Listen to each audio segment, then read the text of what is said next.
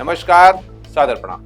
मैं doctor OP Mishra, the संकेत lives. आज हम बात करेंगे न्यायपालिका और कार्यपालिका के बीच चल रही रस्साकसी के बारे में। हम बात करेंगे उस न्यायपालिका के बारे में जो संविधान का हवाला देकर, कानून नियम का हवाला देकर तथा अपनी फटकार का हवाला देकर समाज को विघटन से बचाना चाहती है, जबकि कार्यपालिका न्यायपालिका को इग्नोर करके वो सब कुछ करना चाहती है जो न तो उचित है और न ही न्याय संगत।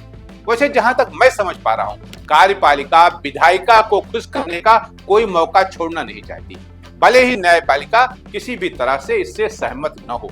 लेकिन अगर यही हाल रहा, लोग कानून को अपने हाथों में ले लेंगे, चाहे मामला सपा सांसद रामजी लाल सुमन का हो या फिर कामरा का।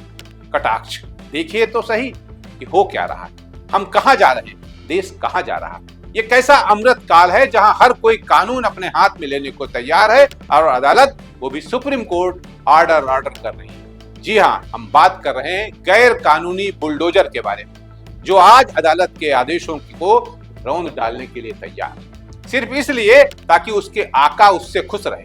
तभी तो सुप्रीम कोर्ट को बुलडोजर के बारे में हर बार तल्ख टिप्पणी करनी पड़ रही है। बुलडोजर एक्शन पर सुप्रीम कोर्ट को एक बार फिर तल्ख टिप्पणी करनी पड़ी।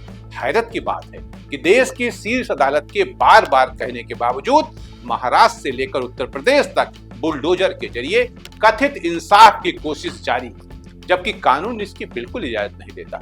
सुनवाई का मौका नहीं। सुप्रीम कोर्ट ने जिस घटना पर कहा है कि उसकी अंतरात्मा को झकझोर देने वाली है, वो प्रयागराज की है। याचिकाकर्ताओं का कहना है कि नोटिस देने के 24 घंटे के भीतर उनके मकान गिरा दिए गए।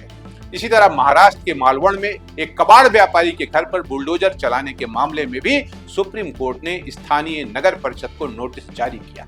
लेकिन सबसे ज्यादा चौंकाती है नागपुर की घटना, जहां हाल में घटी हिंसा के आरोपियों के घर नगर निगम में ध्वस्त कर दिए। हर जगह पुलिस प्रशासन के काम करने का तरीका एक जैसा दिखता है। जिस भी मामले में बड़े जन समुदाय की भावनाएं जुड़ी हुई होती है, उनमें फटाफट आरोपियों की संपत्ति की नापजोक शुरू हो जाती है।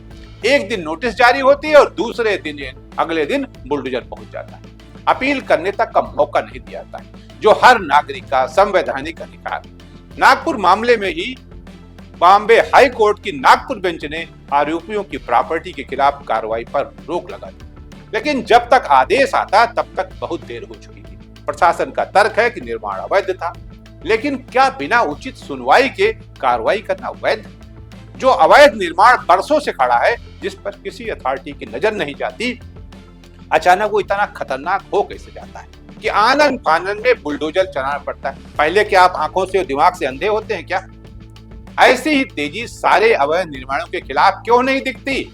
और भी तो अवैध निर्माण हो रहे हैं, आप टारगेट सिर्फ क्यों कर रहे हैं किसी एक को? इससे भी बड़ा सवाल है कि इतना बड़ा अवैध निर्माण हो कैसे जाता है।